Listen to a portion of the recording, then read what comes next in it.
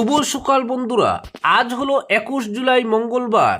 আজকের সকালের বিশেষ বিশেষ খবর হলো বরাক নদীর জলস্তর ক্রমাগত বৃদ্ধি, কাছাড় প্রশাসনের সর্বাত্মক বন্যা সতর্কতা জারি, ভারতমালা প্রকল্পে জমি অধিগ্রহণের 2 বছর পরও মিলেনি ক্ষতিপূরণ, সংকটে হাতিকিরা চা বাগান, উজান আসামে বন্যার জেরে রেল পরিষেবা বিপর্যস্ত, বাতিল প্রায় 10টি যাত্রীবাহী ট্রেন, সেন্সাসের দায়িত্ব থেকে একক শিক্ষক, প্রধান শিক্ষক ও 55 ঊর্ধ্ব শিক্ষকদের অব্যাহতির দাবি, শিবসাগরে দিঘৌ নদীর ভয়াবহ বন্যা, মৃত 4, জলবন্দি হাজারো মানুষ, শিলচরের আশ্রম রোড এলাকা থেকে গাঁজাসহ আটক 2, ডিজিটাল জনগণনা, কাছাড়ে এনুমারেটর সুপারভাইজারদের প্রশিক্ষণ শুরু। এবং সর্বশেষ খবরটি হলো দোলাইয়ে অটো থেকে উদ্ধার হেরোইন, গ্রেপ্তার চালক। এবারে শুনুন বিস্তারিত খবর। ভারতীয় আবহাওয়া বিভাগের সর্বশেষ পূর্বাভাস অনুযায়ী আগামী 2 থেকে 3 দিন আসামের বিভিন্ন জেলায় ভারী বৃষ্টিপাতের সম্ভাবনা রয়েছে। পাশাপাশি গত কয়েক ঘন্টা ধরে কাছাড় জেলায় অব্যাহত বৃষ্টিপাতের ফলে বরাক নদীর জলস্তর ক্রমাগত বৃদ্ধি পাচ্ছে। এই পরিস্থিতিতে সম্ভাব্য বন্যা মোকাবিলায় কাছাড় জেলা প্রশাসন একটি বিস্তৃত জনসচেতনতামূলক সতর্কতা জারি করে জেলার বাসিন্দাদের সর্বোচ্চ সতর্কতা অবলম্বন এবং প্রয়োজনীয় সমস্ত সাবধানতা গ্রহণের আহ্বান জানিয়েছে। জেলা দুর্যোগ ব্যবস্থাপনা কর্তৃপক্ষ কাছাড়ের জারি করা এই পরামর্শে বলা হয়েছে, বর্তমান আবহাওয়া পরিস্থিতির ফলে জেলার বিভিন্ন ঝুঁকিপূর্ণ এলাকায় বন্যা, আকস্মিক বন্যা এবং শহরাঞ্চলে জলাবদ্ধতার আশঙ্কা উল্লেখযোগ্যভাবে বেড়েছে।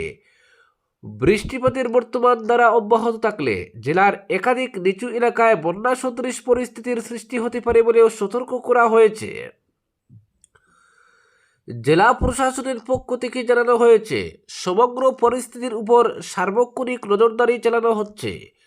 সমস্ত সংশ্লিষ্ট দপ্তর, জরুরি পরিষেবা সংস্থা এবং মাঠ পর্যায়ের আধিকারিক ও কর্মীদের সর্বোচ্চ সতর্ক অবস্থায় থাকার নির্দেশ দেওয়া হয়েছে।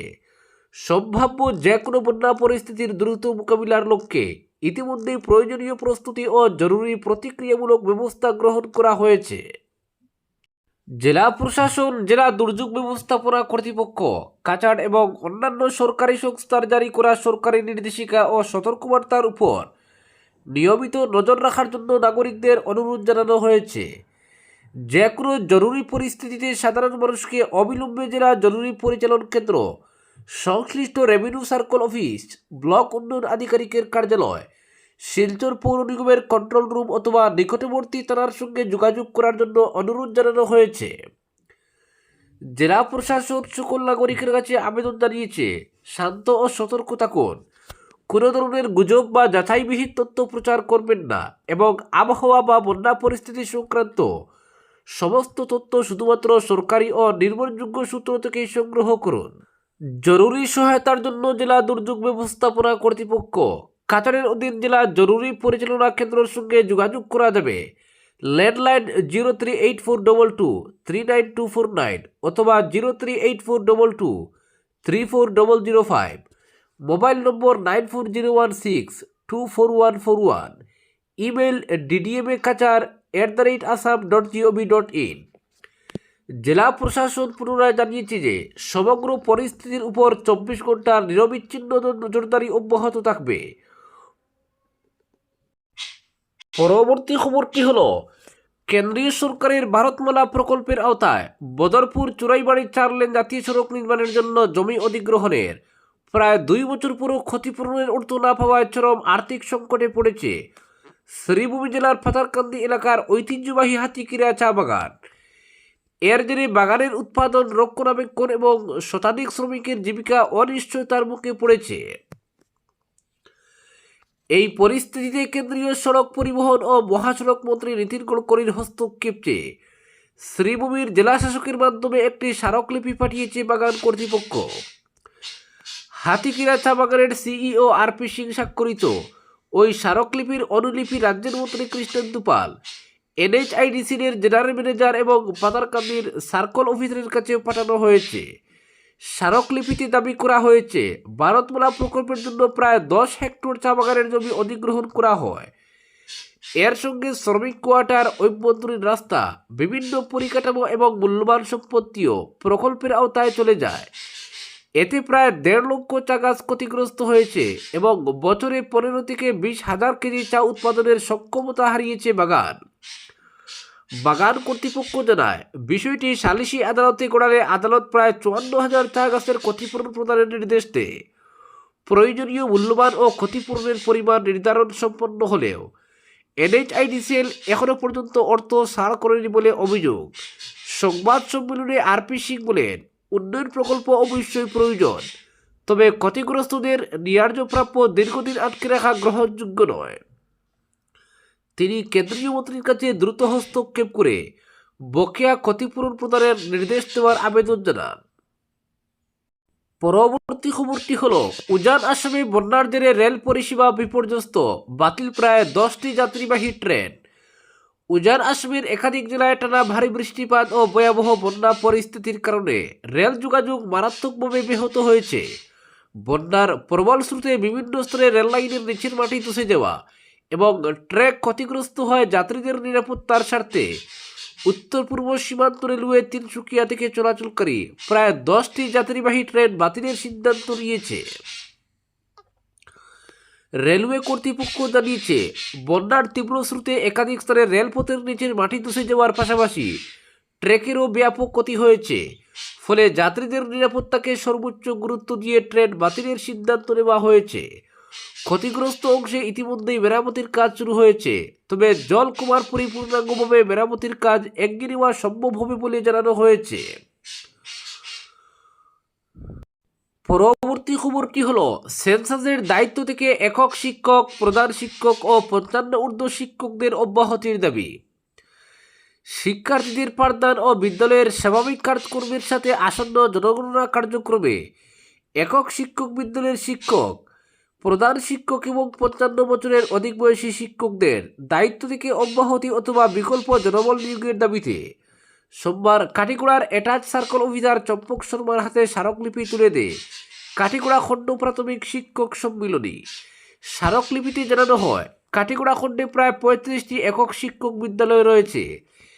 এসব বিদ্যালয়ের একমাত্র শিক্ষকই পাঠদান থেকে শুরু করে প্রশাসনিক ও দাপ্তরিক সব দায়িত্ব পালন করেন। তাদের সেন্সাসের কাজে নিয়োজিত করা হলে বিদ্যালয়ের পাঠদান ও প্রশাসনিক কার্যক্রম মারাত্মকভাবে ব্যাহত হবে। পাশাপাশি 55 বছরের ঊর্ধ্ব শিক্ষকদের ডিজিটাল ভিত্তিক জনগণনা কার্যক্রম পরিচালনায় বাস্তব সমস্যার মুখে পড়তে হতে পারে বলে উল্লেখ করা হয়। এ সময় শিক্ষক নেতারা শিক্ষার্থীদের শিক্ষা যাতে ব্যাহত না হয় সেজন্য সংশ্লিষ্ট শিক্ষকদের পরিবর্তে বিকল্প জনবল নিয়োগের দাবি জানান। পরবর্তী খবরটি হল, দলাইয়ে অটো থেকে উদ্ধার হেরোইন, গ্রেপ্তার চালক। বরাক উপত্যকায় মাদক বিরোধী অভিযানে ফের উল্লেখযোগ্য সাফল্য পেল দোলাই থানা পুলিশ। গোপন সূত্রে প্রাপ্ত তথ্যের ভিত্তিতে সোমবার বিকেলে দোলাই থানার সামনে পরিচালিত বিশেষ তল্লাশি অভিযানে একটি পেট্রোল চালিত অটো থেকে অভিনব কৌশলে লুকিয়ে রাখা বিপুল পরিমাণ সন্দেহভাজন হেরোইন উদ্ধার করা হয়েছে। এ ঘটনায় অটোরিকশার চালককে গ্রেপ্তার করেছে পুলিশ। পুলিশ সূত্রে জানা গেছে, সোমবার বিকেল প্রায় 5:30 নাগাদ দোলাই থানার সামনে নিয়মিত নাকা তল্লাশির সময় আগে থেকেই প্রাপ্ত গোপন তথ্যের ভিত্তিতে বাগাবাজার থেকে শিলচরের উদ্দেশ্যে আসা AS11EC 5983 নম্বরের একটি অটো থামানো হয়। গাড়িটির চালক ছিলেন শ্যামাচরণপুর জিপির বাসিন্দা 27 বছর বয়সী শেবুল হোসেন বড়বুইয়া। প্রাথমিক তল্লাশিতে সন্দেহজনক কিছু না মিললেও পুলিশের সন্দেহ দূর হয়নি। পরে অটো চালকের আসনের ভিতরে অত্যন্ত কৌশলে তৈরি করা একটি গোপন খোপে লুকিয়ে রাখা 4টি সাবানের কৌটায় পড়া সন্দেহভাজন হেরোইন উদ্ধার করা হয়। অভিযুক্তকে গ্রেপ্তার করে দোলাই থানায় নিয়ে যাওয়া হয়েছে। উদ্ধার হওয়া মাদক কোথা থেকে আনা হচ্ছিল, কার কাছে পৌঁছে দেওয়ার পরিকল্পনা ছিল এবং এই চক্রের সঙ্গে আর কারা জড়িত তা খতিয়ে দেখতে তদন্ত শুরু করেছে পুলিশ। পরবর্তী খবরটি হল, ডিজিটাল জনগণনা, কাছাড়ে এনুমারেটর সুপারভাইজারদের প্রশিক্ষণ শুরু। ভারতের প্রথম সম্পূর্ণ ডিজিটাল জনগণনা 2027কে সামনে রেখে কাছাড় জেলায় এনুমারেটর ও সুপারভাইজারদের 4 পর্বের প্রশিক্ষণ কর্মসূচির সূচনা হয়েছে। সোমবার শিলচর রাজস্ব চক্রকে নিয়ে কাচার কলেজে প্রথম দফার প্রশিক্ষণ শুরু হয়। জেলা জনগণনা সেনের উদ্যোগে জেলার 5টি রাজস্ব চক্র শিলচর, লক্ষ্মীপুর, উদারবন্দ, কাটিকুড়া ও সোনাই জুড়ে পর্যায়ক্রমে এই প্রশিক্ষণ অনুষ্ঠিত হবে। প্রথম পর্যায়ে শিলচর রাজস্ব চক্রের 1171 জন এনুমারেটর এবং 187 জন সুপারভাইজার অংশ নিচ্ছেন। প্রশিক্ষণের জন্য কাছাড় কলেজে 7টি পৃথক কক্ষের ব্যবস্থা করা হয়েছে। 4 ধাপে আয়োজিত এই কর্মসূচির প্রথম পর্ব চলবে 20 থেকে 22 জুলাই, দ্বিতীয় পর্ব 24 থেকে 27 জুলাই, তৃতীয় পর্ব 29 থেকে 31 জুলাই এবং শেষ পর্ব 3 থেকে 5 আগস্ট অনুষ্ঠিত হবে। প্রতিদিন সকাল 9:30 থেকে বিকেল 5:30 পর্যন্ত চলা প্রশিক্ষণে জনগণনার সূচি, ডিজিটাল তথ্য সংগ্রহ, গৃহ তালিকা প্রস্তুতি, তথ্য যাচাই, রিপোর্টিং পদ্ধতি এবং মাঠ পর্যায়ের কাজের বিভিন্ন বিষয়ে হাতে কলমে প্রশিক্ষণ দেওয়া হচ্ছে। প্রশিক্ষণ কর্মসূচির উদ্বোধন করেন কাছাড়ের জেলা জনগণনা আধিকারিক তথা অতিরিক্ত জেলা আয়ুক্ত রক্তিম বড়ুয়া এসিএস। তিনি বলেন, জনগণনা 2027 দেশের ইতিহাসে একটি গুরুত্বপূর্ণ অধ্যায়, কারণ এবার প্রথমবারের মতো সম্পূর্ণ ডিজিটাল পদ্ধতিতে জনগণনা পরিচালিত হবে। তিনি নির্ভুল তথ্য সংগ্রহের জন্য এনুমারেটর ও সুপারভাইজারদের ডিজিটাল অ্যাপ্লিকেশন ও কার্যপদ্ধতিতে দক্ষ হওয়ার উপর গুরুত্ব আরোপ করেন এবং সাধারণ মানুষের সহযোগিতাও কামনা করেন। স্বাগত ভাষণে শিলচর চার্চ এলাকার জনগণনা চার্জ অফিসার অর্ণব কুমার বড়ুয়া বলেন, জনগণনার সাফল্য অনেকটাই নির্ভর করে তৃণমূল পর্যায়ের কর্মীদের নিষ্ঠা ও প্রস্তুতির উপর। তিনি প্রশিক্ষণার্থীদের প্রতিটি অধিবেশনে মনোযোগ দিয়ে অংশগ্রহণের আহ্বান জানান। জুন মাসে আয়োজিত মাস্টার ট্রেনার কর্মসূচিতে প্রশিক্ষণপ্রাপ্ত 57 জন ফিল্ড ট্রেনার এবার জেলার মাঠ পর্যায়ের কর্মীদের প্রশিক্ষণ দিচ্ছেন। তাদের প্রশিক্ষণ দিয়েছেন master trainer doctor Gangesh Bhattacharya ও সুরজিৎ আচার্য। এবারের জনগণনায় প্রথমবার চালু হচ্ছে স্বগণনা ব্যবস্থা। আগামী 2 আগস্ট থেকে 16 আগস্ট পর্যন্ত নির্ধারিত অনলাইন পোর্টালের মাধ্যমে নাগরিকরা নিজেদের পরিবারের তথ্য আপলোড করতে পারবেন। এরপর 17 আগস্ট থেকে এনুমারেটররা বাড়ি বাড়ি গিয়ে তথ্য যাচাই ও হাউস লিস্টিং অপারেশন শুরু করবেন। জেলা প্রশাসন জানিয়েছে, জনগণনার জন্য মোট 4,535 জন এনুমারেটর ও সুপারভাইজার নিয়োগ করা হয়েছে। প্রথম পর্যায়ের হাউস লিস্টিং অপারেশন চলবে 15 সেপ্টেম্বর 2026 পর্যন্ত। দ্বিতীয় পর্যায়ের পপুলেশন এনুমারেশন অনুষ্ঠিত হবে 2027 সালের ফেব্রুয়ারি মাসে। জেলা প্রশাসন নাগরিকদের স্বগণনার সুবিধা গ্রহণ এবং জনগণনা চলাকালীন এনুমারেটরদের সর্বাত্মক সহযোগিতা করার আহ্বান জানিয়েছে। আজকের বিশেষ সংবাদ এখানেই সমাপ্ত।